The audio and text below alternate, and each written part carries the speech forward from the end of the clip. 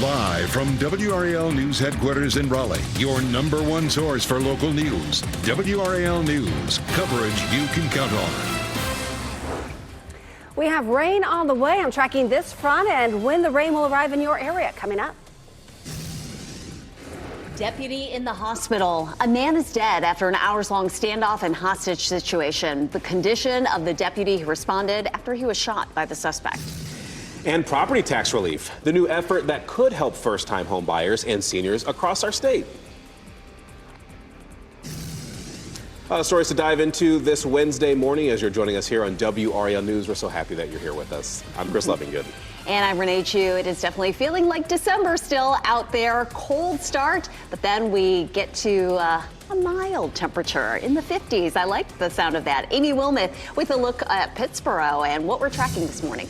Nice quiet weather this morning, but Renee mentioned it is cold outside, so you need to bundle up. We have mostly clear skies to kick off the day. We'll see more clouds the second half of the day. Look at that. The temperature has jumped out of the 20s and into the low 30s in the Triangle now. 31 in Raleigh. It's 30 in Fayetteville, 27 in Rocky Mount. So a cold start for everyone and then a mild afternoon. We'll see an increase in the cloud cover. Our high temperature climbs up to 56 this afternoon. The next weather maker brings us much needed rain. We have two different systems that brings 2 rounds of rain. This is the first one. This arrives tomorrow afternoon and tomorrow evening. This is the second one that arrives overnight tomorrow night and into early Friday morning. So get the rain gear ready. Rain chances climb as we head into Thursday. I'll track that with Futurecast coming up, Ken. All right, Amy, at 6:01, a quiet start to the forecast, a quiet start to your morning commute as we take a live look at I-40 and Wade Avenue. Those are the westbound lanes headed to Durham this morning, but traffic flowing nicely in all directions. And that's what we're seeing in all of our routes coming into the Raleigh-Wake County area. No delays on US 1. If you're coming in from Wake Forest, I-87 delay-free at this hour. You're getting ready to head into the car, though. Tune us in on the radio, 101.5 HD3. Well, this morning, a Chatham County deputy is recovering after being shot during a standoff and hostage situation. And this happened just off US 421 near Goldston. The suspect in that standoff, that person's dead. Let's bring in Kelsey Coffey. She's live at the Chatham County Sheriff's Office this morning. And Kelsey, the deputy was shot twice during this situation. Yes, Chris, a man is dead, a hostage is safe, and a deputy is recovering this morning. Investigators here at the Chatham County Sheriff's Office are just piecing together all what happened yesterday. New reaction from Sheriff Mike Robertson about Deputy Matthew Mitchell, who was shot. Robertson released a statement on Facebook saying, in part, incidents like this are a stark reminder of the risk our deputies face every time they put on the badge. Sky 5 captured this video of the scene. 50-year-old Kevin Hammer shot Deputy Mitchell. The sheriff's office says this happened during a standoff that turned into a hostage situation. They say Hammer shot Deputy Mitchell in the arm and leg before he died, and deputies were able to rescue that hostage. And then there's still a lot of questions that remain this morning that we're still asking. And here are the two main ones. How did Hammer die? Was he killed by deputies or did he kill himself? And then there's also this question about what was the relationship between Hammer and the hostage. That deputy who was shot is expected to be okay. Kelsey Coffey, WRAL News, live in Chatham County. We're following breaking news from overnight as 2 adults and 2 children are out of their home because of a fire in southeast Raleigh that happened early this morning. The WRAL breaking news tracker was there for the aftermath on Shepherd Valley Street. At least 10 fire trucks were on scene. The fire damaged the garage, and the Raleigh Fire Division chief says no one was hurt. Investigators are trying to find out how that fire started. Also breaking overnight, a driver is okay after crashing a tractor trailer in Rollsville. The crash happened on Lewisburg Road around 2 this morning. Police say the driver had a minor medical issue and lost control. The tractor trailer went off the road and then up a slight hill. No one was hurt and there were no impacts to traffic. Some homeowners in North Carolina could be getting some relief on their property taxes. Today, a new state committee is working on how to lower those taxes without forcing budget cuts. WRAL's Ali Calabar is live at the Legislative Building in Raleigh. And Ali, this new proposal could help a lot of people in our state. Renee, it could help people be able to afford homes and stay in them. This new committee's goal is to lower property taxes.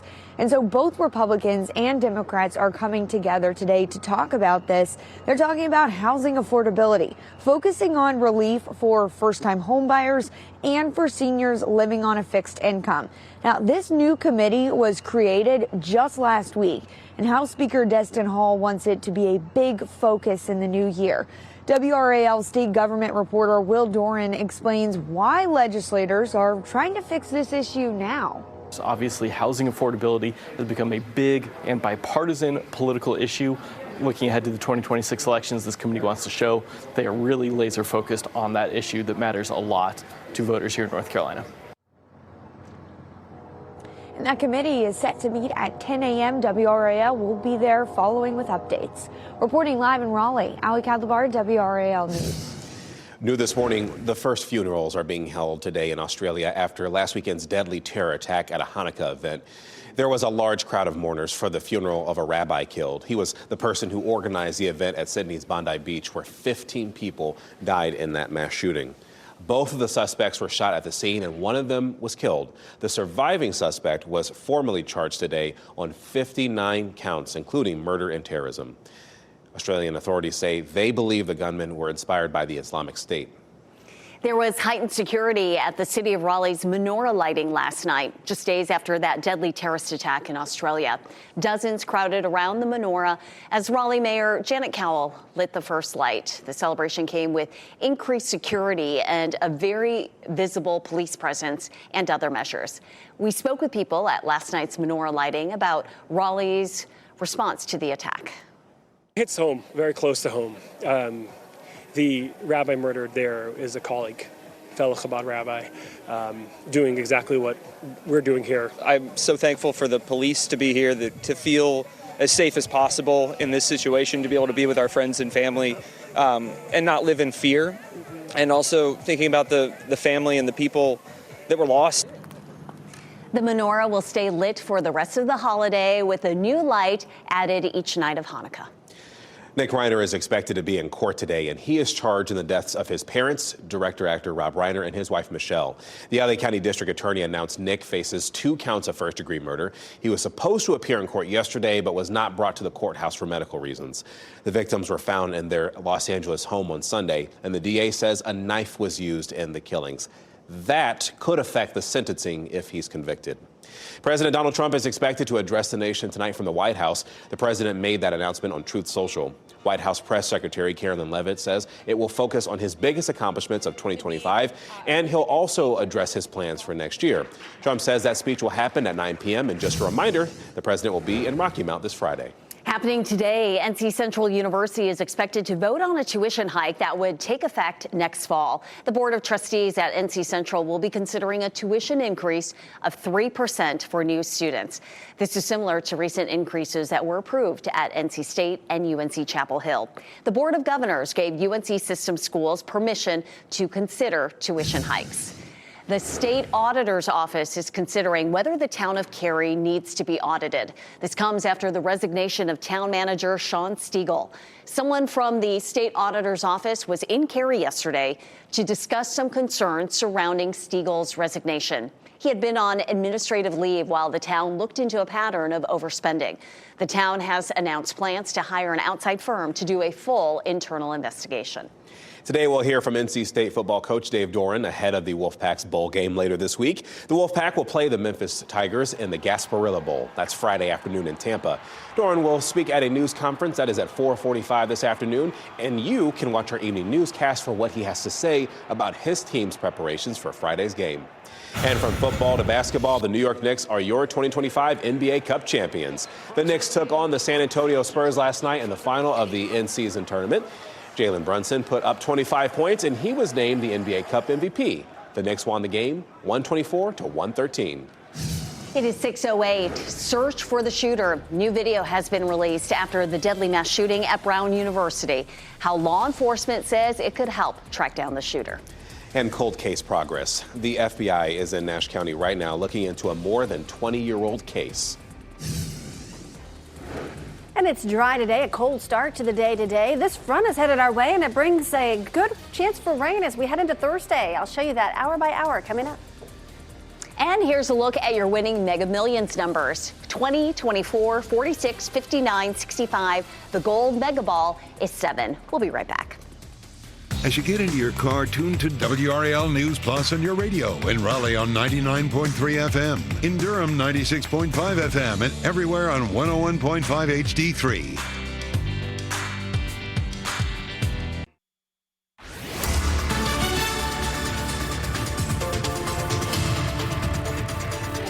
Welcome back. I'm meteorologist Amy Wilmoth in for Elizabeth this morning. Waking up to some pretty cold temperatures. It's 31 in Cary, 23 right now in Roxborough, 30 degrees in Fayetteville. But temperatures will climb as we head through the day today. For the bus ride this morning, the kids need to bundle up. It's definitely a cold start.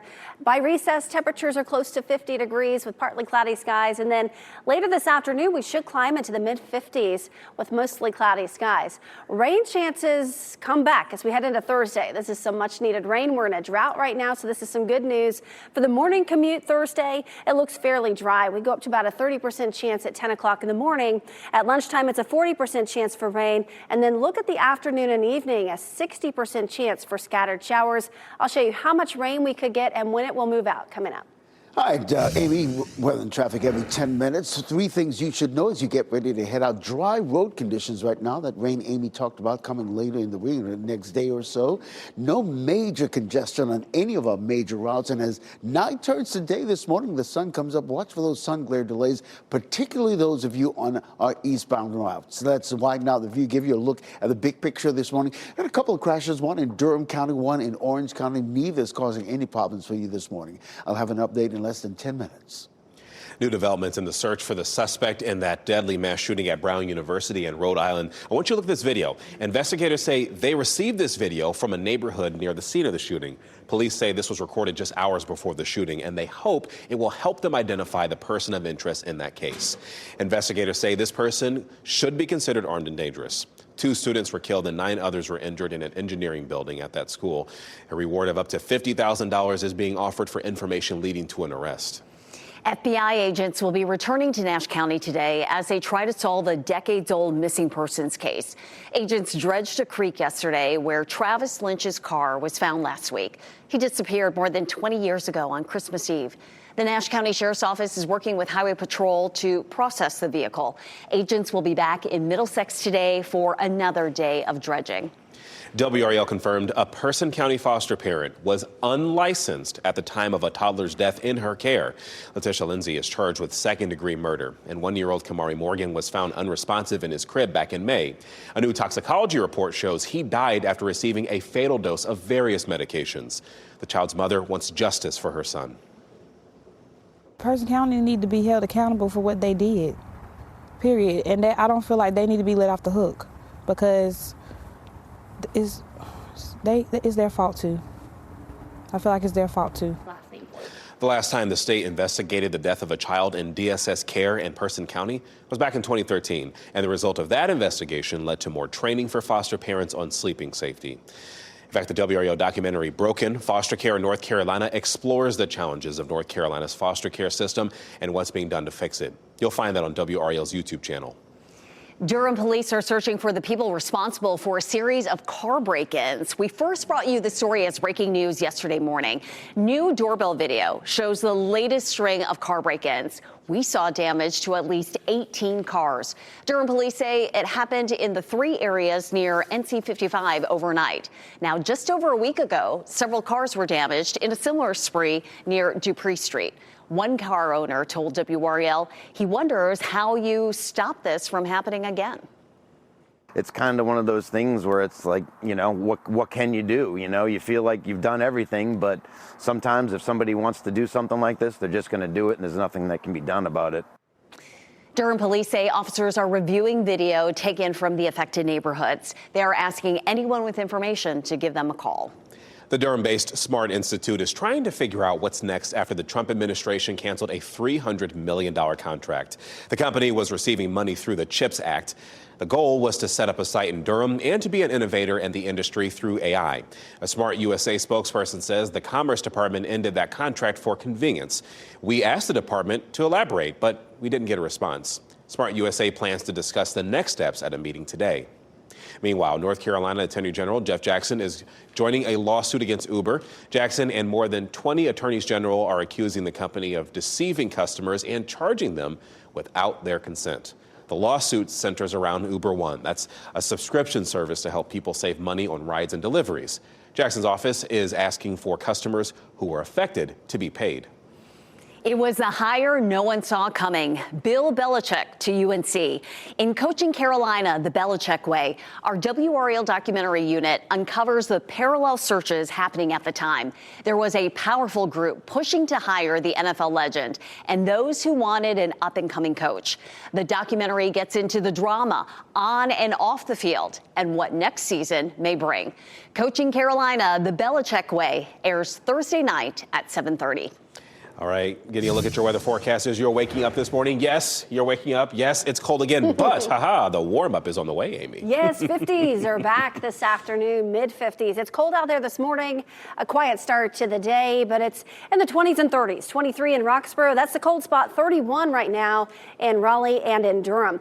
If you're doing some outdoor exercise, it's a little cold this morning. It'll feel better this afternoon. We'll have more clouds around, but it's still dry with temperatures in the mid-50s this afternoon. The next weather maker, it's a couple of systems that are going to arrive. 2 rounds of rain Thursday into early Friday morning. We'll have gusty winds through the day Friday, and temperatures are going to be a little interesting as we head through the next 48 hours.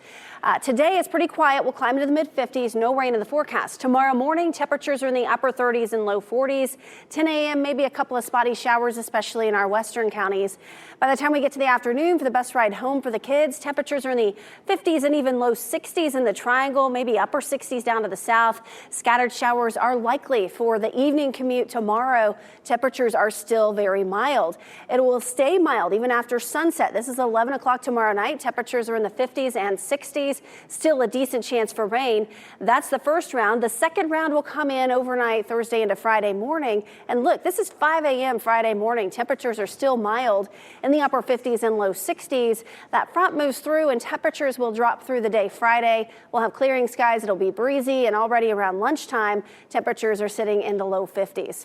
A quick check on your holiday forecast. Christmas Eve, mainly sunny, looking pretty comfortable. Temperatures will be in the upper 50s, close to normal for this time of year. And then at Christmas Day, about 60 degrees. Some models are trending even warmer than that. So it looks to be a fairly mild holiday. Certainly no white Christmas in the cards for us this year. Looking ahead to the weekend, mostly sunny Saturday, 54. Looks good Sunday, mostly sunny with highs in the low 60s, Ken. It means lots of kids will be outside playing with their newly toys that they got for Christmas. Hey, let's take a look at that southern loop of the Beltline, I-40 and Lake Wheeler Road. Traffic really beginning to pick up quite a bit on that southern loop of the Beltline, but really flowing nicely in both directions for that matter. If I-40 westbound is part of your morning commute, that southern loop, no delays. We're not seeing any delays whatsoever as well, coming in from Garner, Johnston County between Highway 36 and the Beltline. As we widen out the view right now, short of a 1-minute delay coming in from Wake Forest, all the other major routes are delay-free at this hour. You're getting ready to head into the car. Tune us in on the radio, 101.5 HD3.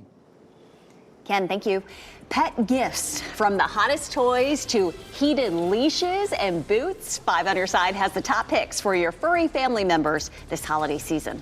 And first night preparations, the work being done to get ready for people in the Triangle to ring in the new year. If you see breaking news, have a story tip, or take video or pictures of the weather where you are, please report it to us. Go to WRAL.com/report it to send your video, pictures, or tip to our news team.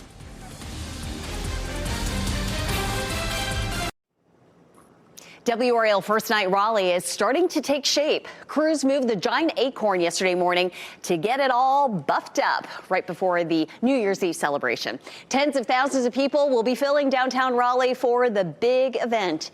WRAL is again a proud community partner. This year's event will carry on decades of tradition. I used to be one of those kids down here. I grew up coming to this and seeing the acorn drop, and it's just such a great time too, and that's why we have the 2 acorn drops, so that even if you don't want to be down here at midnight, you can come down here at 7 o'clock. We'll have the fireworks and the whole shebang. I would bet we're the only city that drops an acorn on New Year's Eve. If you can't make it downtown, you can watch it on WRAL. We'll have live coverage of the events throughout the day on New Year's Eve. The fun starts with an early 7 p.m. acorn drop on Raleigh City Plaza, and then the traditional midnight drop, all for the City of Oaks. This What's Trending report is sponsored by Call Dad AC and Heating. The top voice on The Voice, and another company is getting in on the 6-7 craze. And they all let out a loud groan as Ken Smith joins us this morning now on What's Trending. So let's start with a wrap of season 28 of The Voice, and the winner is...